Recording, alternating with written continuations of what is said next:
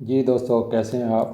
आज की वीडियो में मैं आपको एक सीवी का फॉर्मेट एमएस वर्ड में ड्रा करके दिखाऊंगा और मुझे उम्मीद है कि जिस तरह मैं सीवी को ड्रा करूंगा वो स्टेप्स आप नोट करेंगे और उसकी प्रैक्टिस करके आप खुद भी एक अच्छी सीवी बनाने के काबिल हो जाएंगे। मुझे एक वैकेंसी ऐड मिला है। सबसे पहले हम इसको रीड करते हैं और कंपनी की जो रिक्वायरमेंट है उसको नोट करते हैं। उसके बाद सीवी का काम स्टार्ट करेंगे। ये एक अकाउंटेंट की वैकेंसी का ऐड है, उसकी डिटेल नीचे दी हुई है। यहाँ दो चीज़ें हम नोट करेंगे। एक कि जो कंपनी है, जो अदारा है, वो क्या रिक्वायर कर रहा है। उनको एक्सपीरियंस चाहिए 1 साल का। बाकी जो है क्वालिफ़िकेशन नॉट मेंशन्ड है यहाँ पे। और नीचे जो स्किल्स उन्होंने लिखे हुए हैं, रिक्वायर्ड स्किल्स, वो हैं लिसनिंग, स्पीकिंग एंड राइटिंग, ये चीज़ें वगैरह। मुझे एक सीवी भेजी एक साहब ने, तो हम पहले उस सीवी पे भी नज़र डाल लेते हैं और फिर आगे सीवी का काम शुरू करते हैं। जो लोग अपनी मर्ज़ी से खूबसूरत टेम्पलेट्स डाउनलोड कर लेते हैं और वैकेंसी की डिटेल्स को मद्देनज़र नहीं रखते, वो कुछ सीवियाँ इस तरह की बनती हैं। जो प्रोफेशनल सीवी लिखने का तरीका है वो ये है कि सबसे ऊपर आप नाम लिखें और नाम के साथ वो वैकेंसी का नाम लिखें जिसके लिए आप अप्लाई कर रहे हैं। तो आइए सीवी बनाना शुरू करते हैं।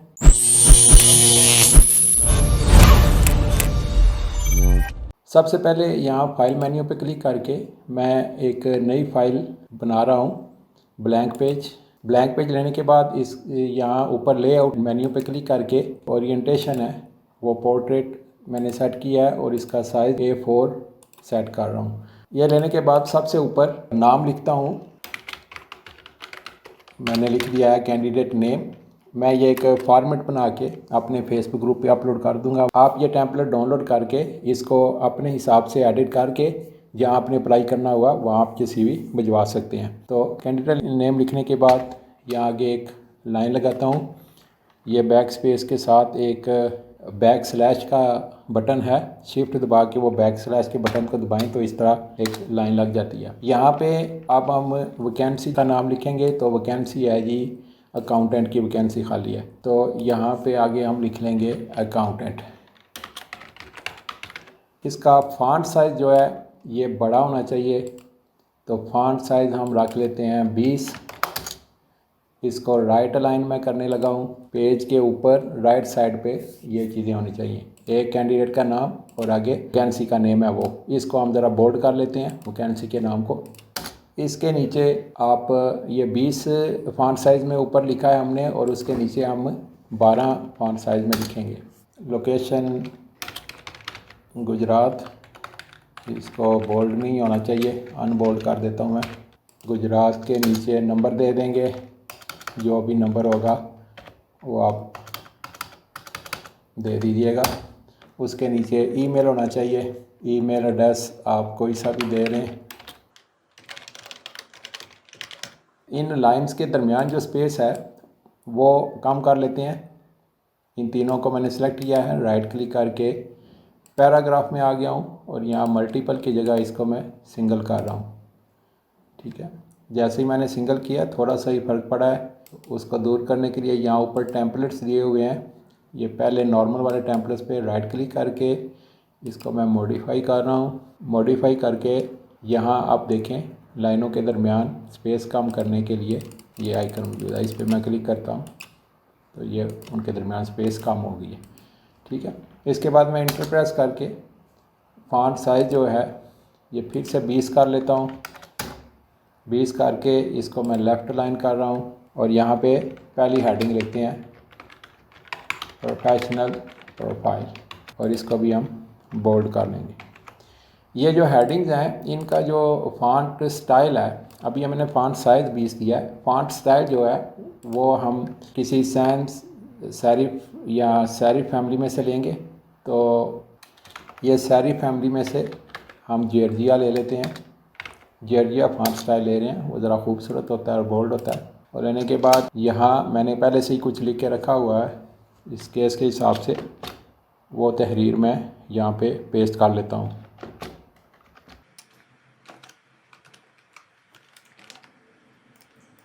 इसको मैं यहाँ पेस्ट करने के बाद जस्टिफाई कर रहा हूँ। जस्टिफाई करने के बाद इसका फ़ॉन्ट साइज़ जो है वो 10 रखते हैं और इसका फ़ॉन्ट स्टाइल कैलिबरी है ये ऊपर भी फॉन्ट स्टाइल जो है ये कैलिबरी है। और इस फाइल को मैं सेव कर लेता हूँ किसी भी नाम से ताकि डाटा ज़ाया ना हो।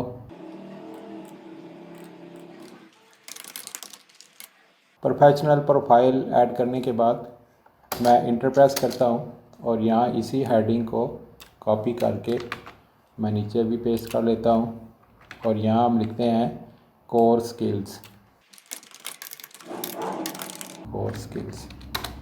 कोर स्किल्स में हमने बुलेट शेप में जो स्किल्स रिक्वायर हैं वो लिखने हैं, या कोई एक्स्ट्रा इस वैकेंसी से रेलिवेंट स्किल्स हों तो वो आपने इस जगह में ही लिखने हैं। उसको यहाँ ऐड करने का तरीका ये है कि हम एक टेबल ऐड करेंगे और टेबल में 3 कॉलम बनाएंगे और पहले कॉलम में हम बुलेट्स ऐड करते हैं। इसी तरह दूसरे में भी बुलेट्स ऐड करते हैं, तीसरे में क्लिक करके भी। ये अनऑर्डर जो बुलेट्स हैं लिस्ट है ये ऊपर अवेलेबल है मेन्यू में, वहाँ पे क्लिक करता हूँ और ये हो गया। इस तरह गोल सा दायरा आ गया है। ये ऐड करने के बाद इसका फॉन्ट साइज़ जो है वो मैं 10 कर लेंगे, 10, ठीक है। और यहाँ हम बारी बारी जो इसके कोर स्किल्स होंगे वो ऐड करने हैं। लिसनिंग स्किल हैं, इसका फॉन्ट स्टाइल जो है वो कैलिबरी होना चाहिए। ये ऐड करने के बाद हम इस टेबल के बॉर्डर ख़त्म कर देंगे। यहाँ से ये ऊपर लिस्ट मौजूद होती है, यहाँ टॉप बॉर्डर सिर्फ हम रहने देंगे। यहाँ से अगर सही टॉप बॉर्डर ना मिले तो आप अपनी मर्ज़ी से भी बॉर्डर हाइड कर सकते हैं।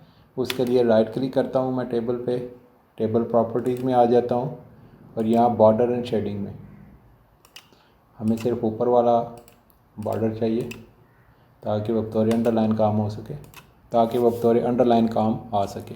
कोर स्किल्स के बाद हम कैरियर समरी ऐड करेंगे नीचे।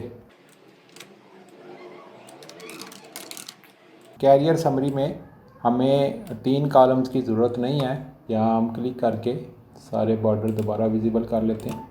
इसमें हमें सिर्फ 2 कॉलम की ज़रूरत है, तो हम एक कॉलम जो है उसको ख़त्म कर लेते हैं, मर्ज सेल कर लेते हैं। इसका डाटा पहले मैं सेलेक्ट करके डिलीट कर रहा हूँ और इसमें जो बुलेट्स के ऑप्शन है वो भी बैक स्पेस प्रेस करके ख़त्म कर देता हूँ। अब इस पर राइट क्लिक करके इसको मर्ज सेल्स कर दिया मैंने। अब हमारे पास 2 कॉलम रह गए हैं। इसका मकसद यह है कि इसमें लेफ़्ट वाली सेल में जिस कंपनी में भी हमने लेटेस्ट काम किया है उसमें हमने कितना अर्सा काम किया, तो आप डेट वाइज भी लिख सकते हैं और ईयर वाइज भी लिख सकते हैं। तो ईयर वाइज लिख देते हैं 2016 से 2020, बोल्ड कर देंगे, कंट्रोल बी प्रेस किया मैंने और ये जो भी इंस्टीट्यूट है उसका नाम हम लिख देंगे और उसके नीचे वो इंस्टीट्यूट कहाँ वाक़ है उस इंस्टीट्यूट की लोकेशन लिख देंगे, ठीक है। ये हो गया। इसको हम लेफ़्ट लाइन कर देंगे। अब इसके नीचे हमें बॉर्डर लगाने की ज़रूरत नहीं है क्योंकि यहाँ हमने आउटलाइन ही लिखनी है कि या डेजिग्नेशन लिखनी है कि इस इंस्टीट्यूट में डेजिग्नेशन क्या थी। तो इसका फॉन्ट साइज़ और स्टाइल हम चेंज कर लेते हैं। फॉन्ट स्टाइल कैलिबरी है और फॉन्ट साइज़ होगा 10, आउटलाइन, ठीक है। आगे लिखें अकाउंटेंट।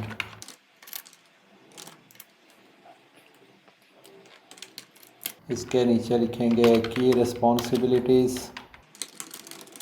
और इसका भी हम बोल्ड कर लेंगे। की रिस्पॉन्सिबिलिटीज़ में हम लिस्ट ऑर्डर लगाएंगे। मैं यहाँ कुछ की रिस्पॉन्सिबिलिटीज़ लिख लेता हूँ।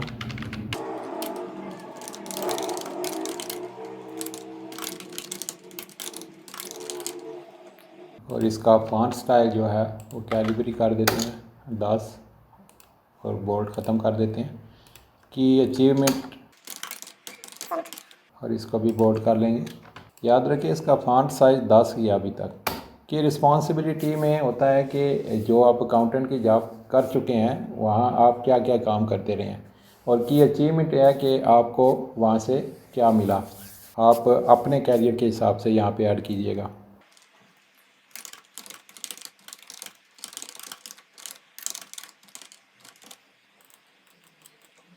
की अचीवमेंट में मैंने लिख दिया है कि सालाना बेस्ट परफॉर्मेंस अवार्ड वसूल किया था।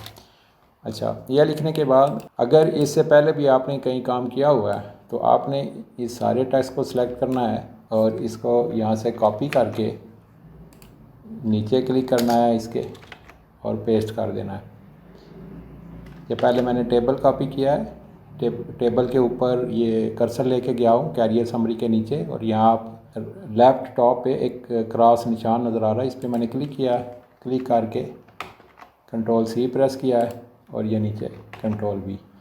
अब यहाँ पे आप वो पीरियड लिखेंगे जो लास्ट जॉब से पहले आपने कहीं काम किया होगा, उस जॉब का पीरियड लिखेंगे, उस कंपनी का नाम लिखेंगे, उसकी लोकेशन लिखेंगे और नीचे फिर ये डाटा कॉपी करके आउटलाइन या डेजिग्नेशन जो है वो उसके नीचे लिख देंगे।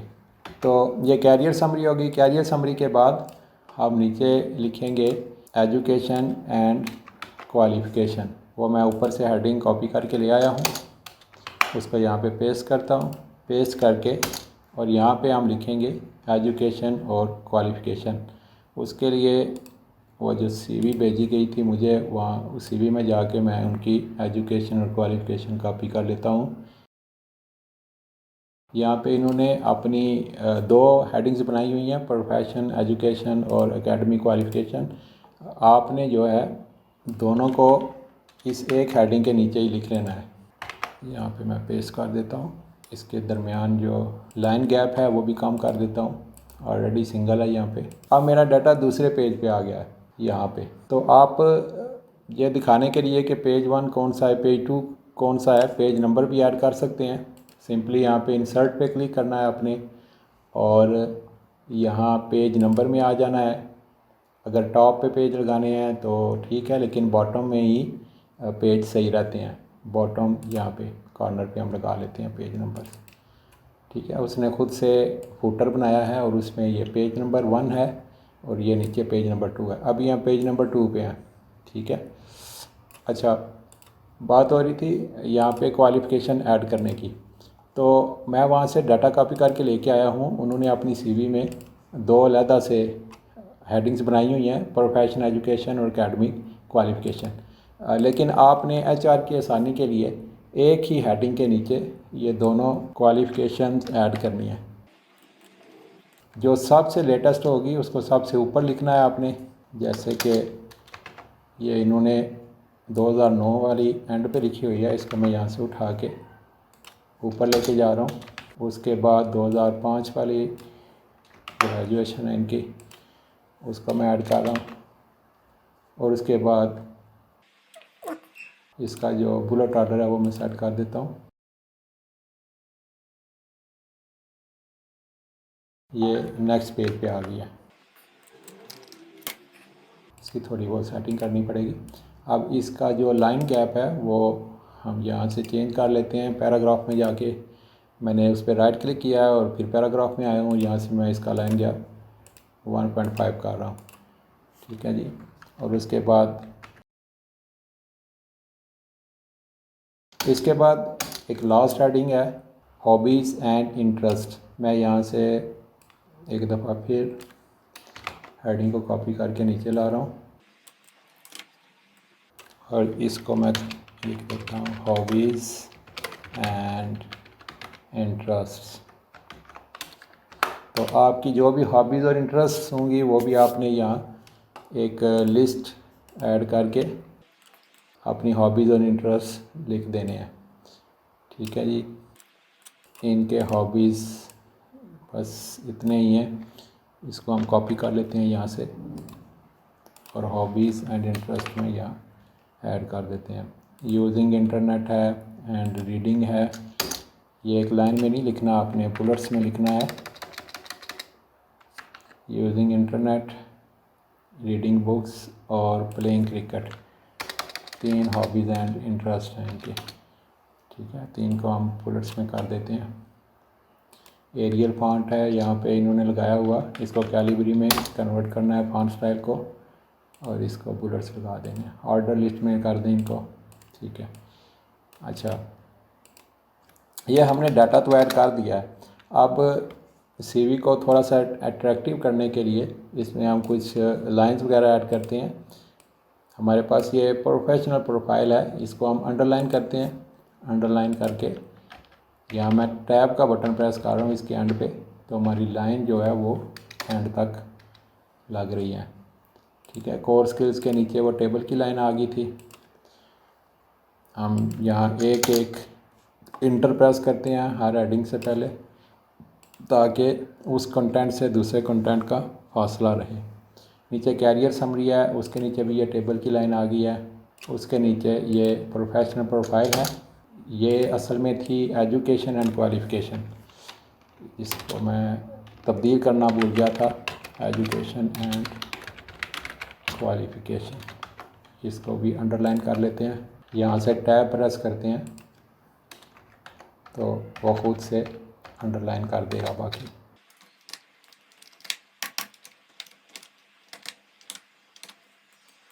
जल्दी से हॉबीज़ एंड इंटरेस्ट को भी, ये पहले पेज के एंड पे एजुकेशन एंड क्वालिफ़िकेशन 2 ही लाइनें हैं और हेडिंग बड़ी है, तो इसको आप नेक्स्ट पेज पे भी ले जा सकते हैं। सीवी का सारा डाटा हमने ऐड कर लिया है। ये एक खूबसूरत सीवी तैयार हो चुकी है। इसको आप पीडीएफ में सेव करके या ये एमएस वर्ड की फ़ाइल वो आगे एचआर को ईमेल कर सकते हैं। मेरी जो इससे पहले सीवी से मुतल्लिका वीडियो है, सीवी राइटिंग स्किल्स, उसमें किसी ने पूछा था कि सीवी में तस्वीर कैसे लगाते हैं, तो मैंने उनको रिप्लाई किया था कि सीवी में तस्वीर लगाने की ज़रूरत नहीं है, लेकिन मैं आपको सीवी में तस्वीर ऐड करना सिखा देता हूँ। यहाँ इंसर्ट पे जाके, इंसर्ट मेन्यू पे आपने पिक्चर के टूल पे क्लिक करना है। पिक्चर के टूल पे क्लिक करके आपने कोई भी तस्वीर जो अपनी है वो ले आनी है। मैं अपनी एक तस्वीर यहाँ पे ले आ रहा हूँ। ये तस्वीर यहाँ पेज पे फैल के आई है। तो एमएस वर्ड में वैरायटी मौजूद है टूल्स की, आप तस्वीर को क्रॉप भी कर सकते हैं और इसको छोटा भी कर सकते हैं। तो सबसे पहले हम इसकी पोजीशन चेंज करेंगे। तो तस्वीर पे मैं डबल क्लिक कर रहा हूँ, डबल क्लिक करके ऊपर ये टूल्स आ गए हैं, पोजीशन का टूल आ गया है, इस पर मैं क्लिक करता हूँ। क्लिक करके नीचे मोर लेआउट ऑप्शन पे आ जाता हूँ और यहाँ टेक्स्ट पे, टेक्स्ट रैपिंग पे आके इसको इन फ्रंट ऑफ टेक्स्ट में कर रहा हूँ। इस डब्बे पे क्लिक करने का मतलब यह है कि अब तस्वीर टेक्स्ट के ऊपर आ गई है। अब ये टेक्स्ट को डिस्टर्ब नहीं करेगी, तो इसको कोने से पकड़ के और कीबोर्ड से शिफ्ट का बटन प्रेस करके मैं इसको छोटा कर रहा हूँ। छोटा करने के बाद तस्वीर को जिस जगह पे आपने प्लेस करना है उस जगह पे ले जाएं। मैं तस्वीर को यहाँ पे प्लेस कर रहा हूँ और यहाँ पे लाने के बाद इतनी बड़ी तस्वीर है, इसको मैं सीवी की मुनासबत से क्रॉप कर लेता हूँ। क्रॉप करने के लिए आप इस पर क्लिक करेंगे तस्वीर पे, तो ऊपर क्रॉप का टूल ज़ाहिर हो जाएगा। आप यहाँ से इसकी हाइट और विड्थ दे के भी इसको क्रॉप कर सकते हैं। दूसरी सूरत यह है कि आप क्रॉप के बटन पे क्लिक करेंगे तो यहाँ पे क्रॉप की लाइनें आ जाएंगी। तो उन लाइनों को पकड़ के साइडों से आपने जितनी तस्वीर क्रॉप करनी है उतनी आप क्रॉप कर लें। इतनी ठीक है तस्वीर। तो अब मैं दोबारा क्रॉप के बटन पे क्लिक करूँगा तो उतनी तस्वीर क्रॉप हो गई है। अब इसको मैं ड्रैग करके थोड़ा सा बड़ा कर रहा हूँ। जिस तरह सीवी पे तस्वीर आपको खूबसूरत लगे आप उसी तरह ही उसको प्लेस कर सकते हैं। ठीक है, अगर आपने शेप्स के ज़रिए तस्वीर को ज़्यादा खूबसूरत करना है तो इंसर्ट पे क्लिक करके यहाँ पे शेप्स का टूल है उस पर आप क्लिक करेंगे। यहाँ रेक्टेंगुलर टूल लेके इसके इर्द गिर्द आप एक शेप लगा लें और शेप को आप ऊपर यहाँ फॉर्मेट मेन्यू पे क्लिक करके सेंड टू बैकवर्ड कर दें। इस तरह करके ये सीवी में एक खूबसूरत शेप लग जाएगी।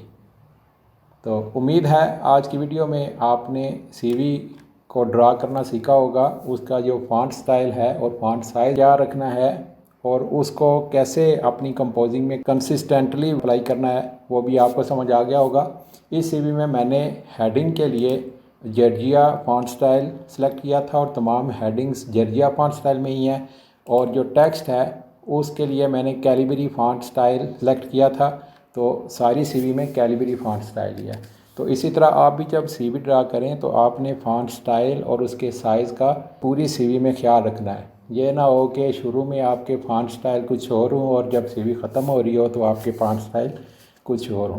उम्मीद है आपको सीवी बनाना आ गया होगा, तो मुझे आपकी फ़ीडबैक्स का कमेंट सेक्शन में इंतज़ार रहेगा। ख़ुद भी सीखें, दूसरों को भी सिखाएं। बहुत शुक्रिया।